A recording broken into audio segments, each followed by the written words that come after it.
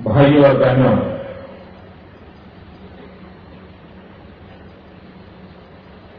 આ ખડોદાવાળાને ખબર નહીં હોય કે આજે ઇતિહાસની અંદર કેવી ઘટના બની રહી છે.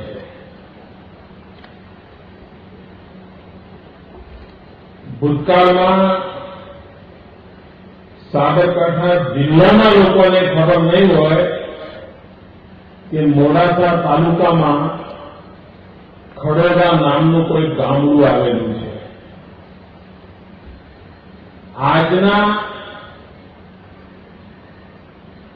આ ઉદ્ઘાટન પછી માત્ર સાબરકાંઠા જિલ્લો નહીં, માત્ર ગુજરાત નહીં, માત્ર હિન્દુસ્તાન નહીં, પરંતુ સમગ્ર વિશ્વના ઉર્જાના નકશા પર ખડોદાનું નામ ચમકતું થઈ ગયું.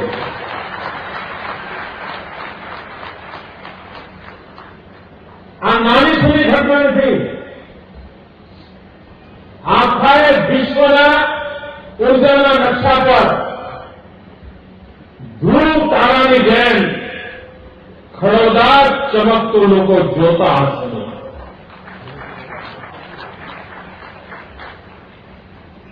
એટલે સૌથી પહેલા હું આ ગામના આગેવાનોને, આ ગામના ખેડૂતોને,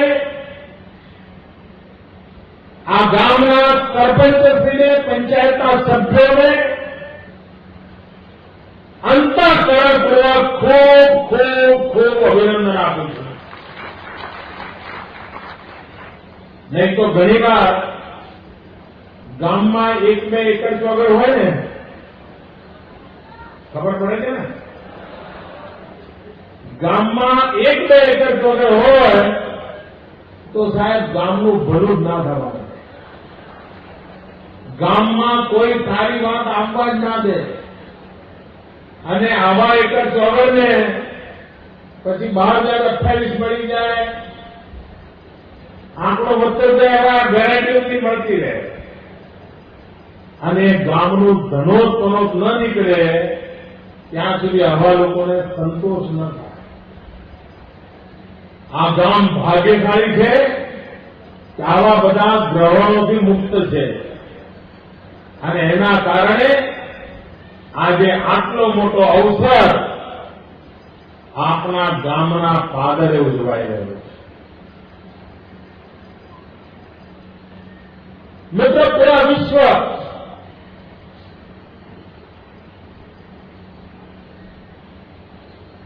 संकट की घड़ी से गुजर रहा है. दुनिया चिंतित है, मानव जात चिंतित है कि अगर हम इसी प्रकार से प्रकृति का दोहन को लूटते रहेंगे, हम हमारे प्राकृतिक संसाधनों को नष्ट करते रहेंगे, तो मानव जात का कोई भविष्य नहीं है. जीवन बर्बाद हो जाएगा. लेकिन मनुष्य का स्वभाव है कि अपनी आवश्यकताओं की पूर्ति के लिए वो प्रकृति का कोई भी विनाश करने के लिए तैयार हो जाता है. हम मोड़ासा में रहने वाले लोग, महुरी हमारे पास में ही है, दूर नहीं है.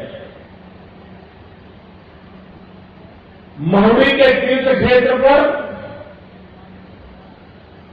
100 साल पहले एक बुद्धि सागर की महाराज साहब हो गए. वो किसान के बेटे थे, पढ़े लिखे नहीं थे.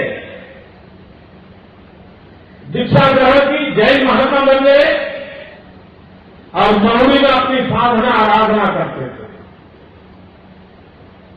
आप लोग महुरी जाओगे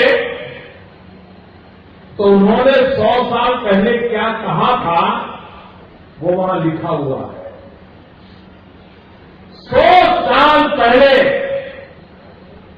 बुद्धिसागर जी महाराज ने कहा था, एक दिन ऐसा आएगा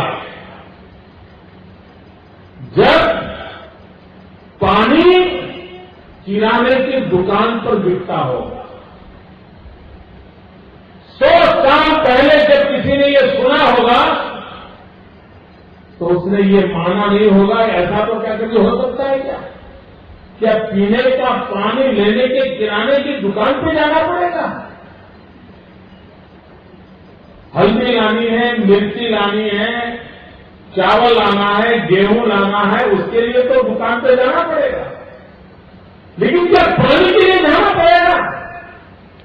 100 साल पहले जिसने ये सुना होगा उसको उस महाराज जी के पर हंसी आई होगी,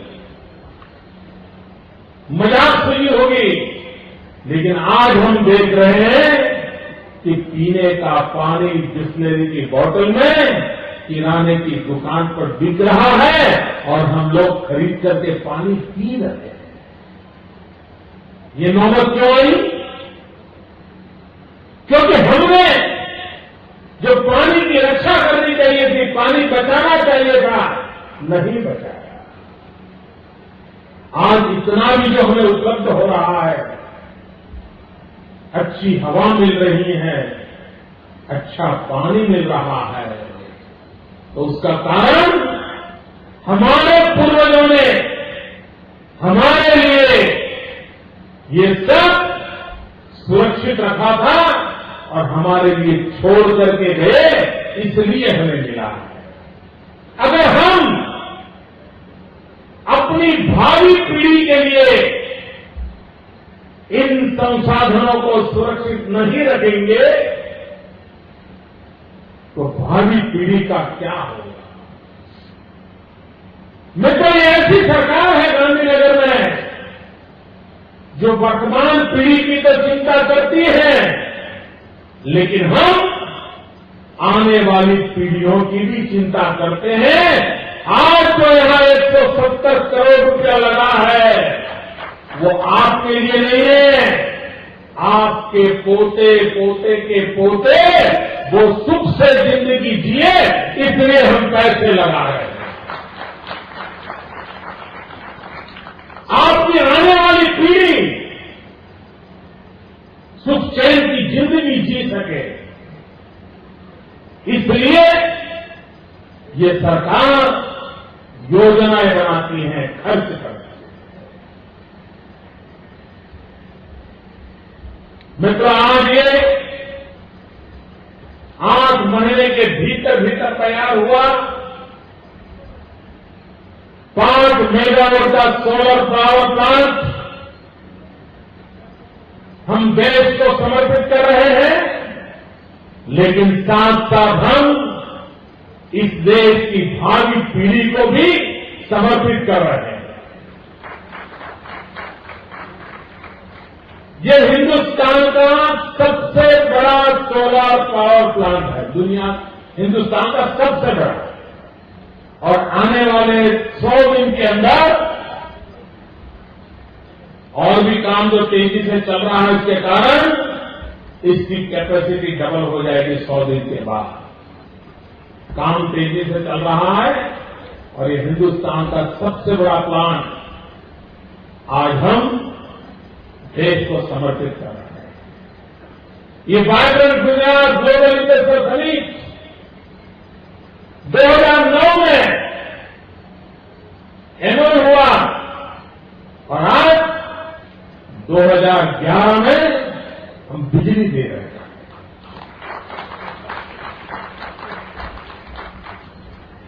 मित्रों, करीब करीब 20,000 गाड़ियां जो अंगार वायु फेंकती है, जिसके कारण हमारे स्वास्थ्य को नुकसान होता है, हमारे फेफड़े खराब होते हैं, बीमारी का घर तैयार हो जाता है। इस सोलर प्लांट के कारण जो कार्बन की बचत होने वाली है, जो अंगार वायु की बचत होने वाली है, वो करीब करीब 20,000 गाड़ियां जो धुआं फेंकती है उतनी रक्षा इससे होने वाली है। मित्रों, इस प्लांट के कारण 20,000 से अधिक परिवारों को इस सूर्य की ऊर्जा का लाभ मिल सकता है, इतने छोटी सी जगह से। और आने वाले दिनों में इसी वर्ष में हम 3 अंक को पार करना चाहते हैं। 100 मेगावाट से अधिक ऊर्जा, सोलर ऊर्जा आने वाले 6 महीने के भीतर गुजरात की धरती पर हम उत्पादित करना चाहते हैं। अभी अनिता जी बता रही थी कि गुजरात सोलर एनर्जी का वर्ल्ड कैपिटल बन रहा है। मित्रों, किसको गर्व नहीं होगा? हमारे पूर्वजों ने मोढेरा में जब सूर्य मंदिर बनाया होगा तब शायद उनको लगा होगा कि यहां सूर्य ऊर्जा अधिकतम है, इसके प्रतीक के रूप में हम सूर्य मंदिर बनाते हैं। लेकिन वही सूर्य मंदिर से प्रेरणा लेकर के आज हम गुजरात को सूर्य शक्ति में परिवर्तित करने जा रहे हैं। तीसरी पीढ़ी का एक सूर्य मंदिर आने वाली पीढ़ी के लिए सूर्य शक्ति की प्रेरणा बन जाए, ये काम गुजरात की धरती पर हो रहा है। ये मानव जाति की बहुत बड़ी सेवा हो रही है। और भाइयों बहनों, हम सिर्फ सूर्य ऊर्जा उत्पादित करने के रुकने वाले लोगों में से नहीं है। हम चाहते हैं गुजरात में जो गाड़ियां बने वो गाड़ियां भी पेट्रोल का भाव सहन नहीं कर पाएगी, डीजल के दाम सहन नहीं कर पाएगी। हम तो यहां वो रिसर्च चाहते हैं, वो संशोधन चाहते हैं कि हमारे गुजरात में कार हो, ट्रैक्टर हो, किसान के उपयोग में आने वाली चीजें हो, वो भी सोलार पैनल से चलती हो, ताकि उसको कोई खर्चा न लगे।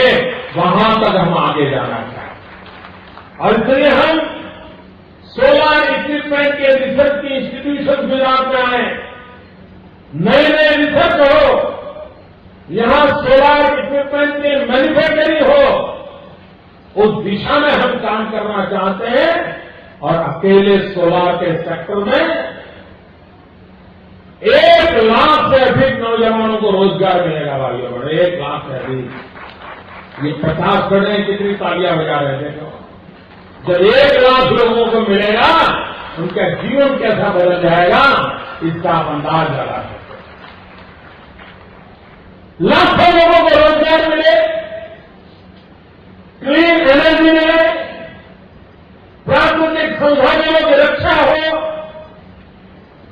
गुजरात विश्व के अंदर विकास भी करे और पर्यावरण की रक्षा भी करे। ऐसा एक अद्भुत संयोजन के साथ गुजरात आगे बढ़ना चाह रहा है और हम सफल हो रहे हैं। मित्रों, दुनिया को अभी आश्चर्य हो रहा है। वरना जब औद्योगिक विकास होता है तो 2 चीजों के खतरों की चर्चा तुरंत होती है। जब औद्योगिक विकास होता है तब सामान्य समझ कहती है कि कृषि क्षेत्र में गिरावट आती है, खेती कम हो जाती है, खेत कम हो जाते हैं, किसान भी दूसरे काम में लग जाता है, उद्योग व्यापार में लग जाता है। जैसे जैसे उद्योग बढ़ता है, खेती कम होती है। ये दुनिया में मानी हुई चीज है।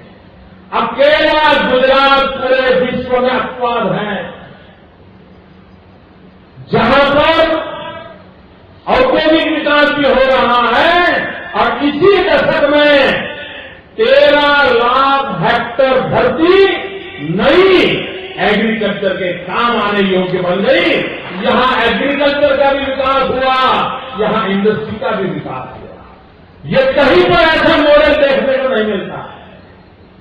दूसरी बात, दुनिया में ये भी माना गया है कि जहां जहां ऐसे उद्योग विकसित होते हैं वहां एनवायरमेंट का संकट खड़ा होता है। लेकिन गुजरात एक ऐसा राज्य है कि जहां पर उद्योगों का तो विकास होता है, लेकिन साथ साथ एनवायरमेंट प्रोटेक्शन के भी कदम उठाए जाते हैं। और उसका परिणाम ये है कि पिछले 3 साल से लगातार पूरा हिंदुस्तान कार्बन क्रेडिट में जो इनकम करता है उसकी 50% इनकम, 50% आय अकेला गुजरात कमाता है, बाकी 50% में पूरा हिंदुस्तान ले रहा है। यह औद्योगिक विकास हो फिर भी पर्यावरण की रक्षा हो, औद्योगिक विकास हो उसके बावजूद भी कृषि का विकास हो, ऐसा एक शहर, गांव, गरीब, अमीर सबकी चिंता करने वाला विकास का मॉडल लेकर के गुजरात आगे बढ़ रहा है। भाइयों बहनों, सोलार एनर्जी के क्षेत्र में गुजरात पहला राज्य था जो अपनी पॉलिसी लेकर के आया। भारत सरकार भी सोलार एनर्जी को प्रमोट करने के लिए कोशिश कर रही है, लेकिन उनकी कोशिश उनके दफ्तर से भी बाहर नहीं निकली है। फाइलों में फंसे पड़े हैं। देखिए, जो अब तक मैंने किया ना, ये मीडिया वालों का इंटरेस्ट नहीं था। जैसे ये शुरू किया सब खड़े हो गए, रेडी हो गए। इतना अच्छा अच्छा विकास की बात बता रहा हूं, ये कल टीवी पर आपको नहीं दिखाई देगा। अब जो बोलूंगा दिखाई देगा।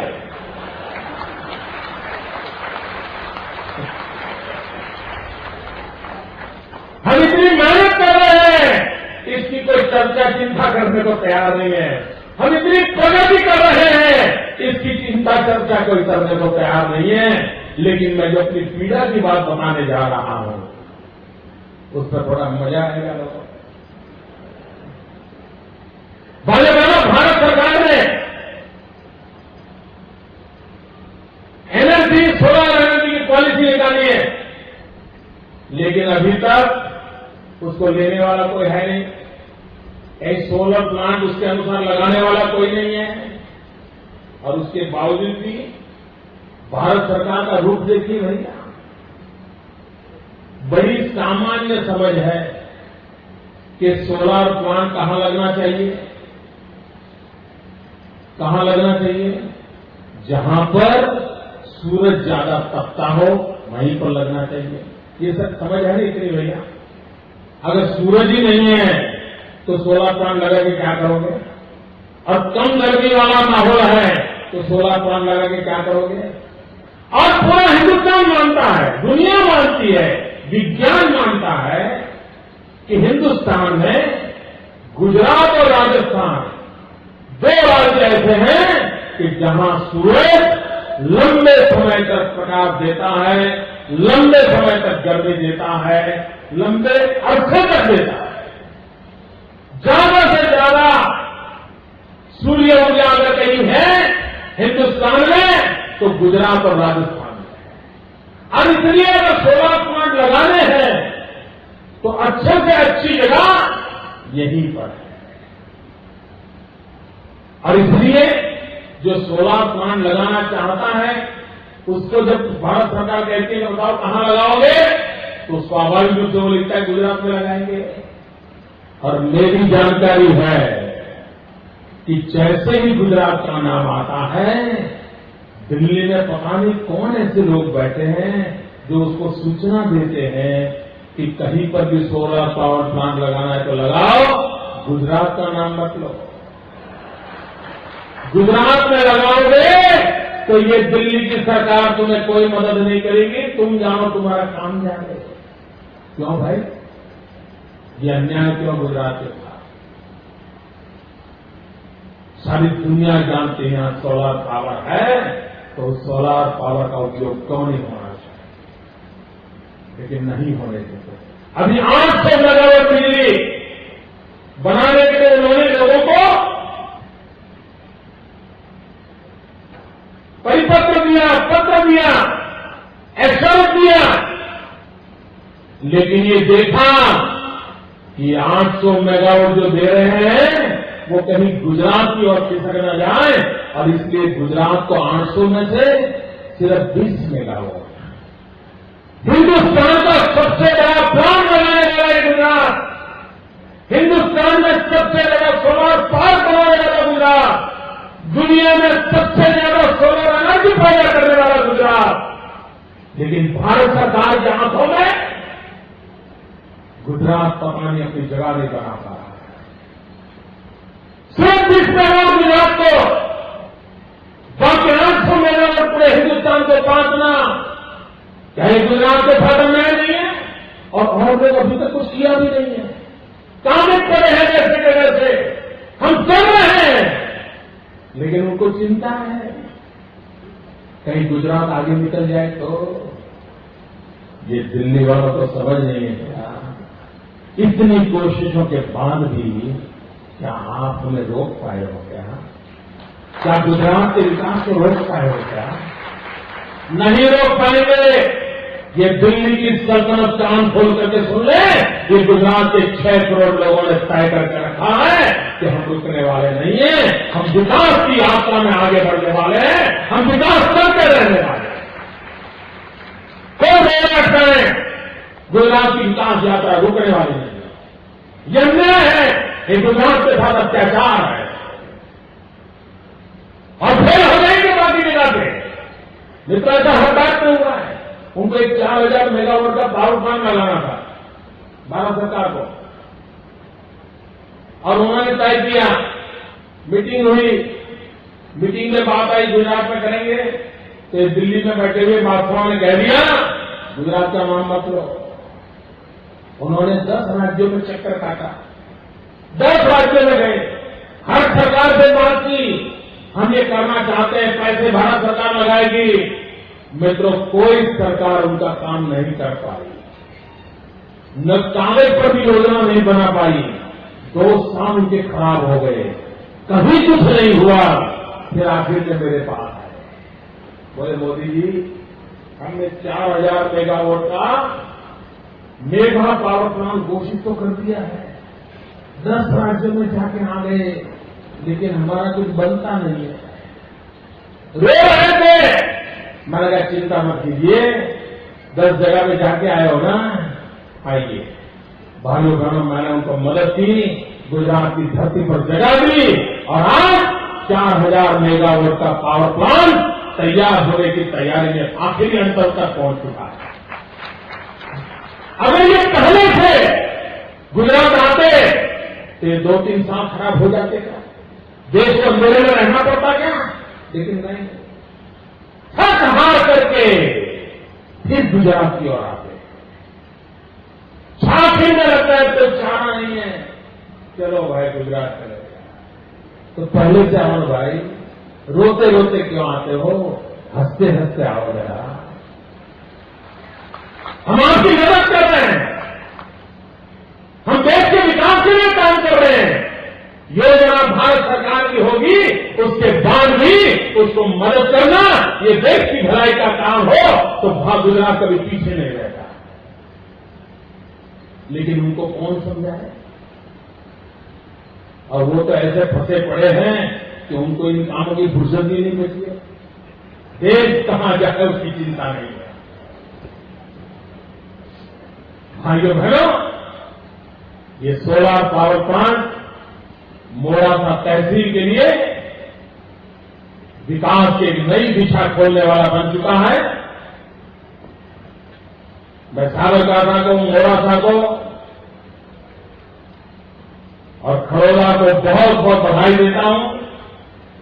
और आइए हम प्रकृति की रक्षा करें, हम प्रकृति को प्रेम करें, और हम आने वाली पीढ़ी के लिए कुछ छोड़ करके जाएं, ये मानवता का काम करें। इसी एक अपेक्षा के साथ आप सबको बहुत बहुत शुभकामनाएं। जय जय गरीब गुजरात।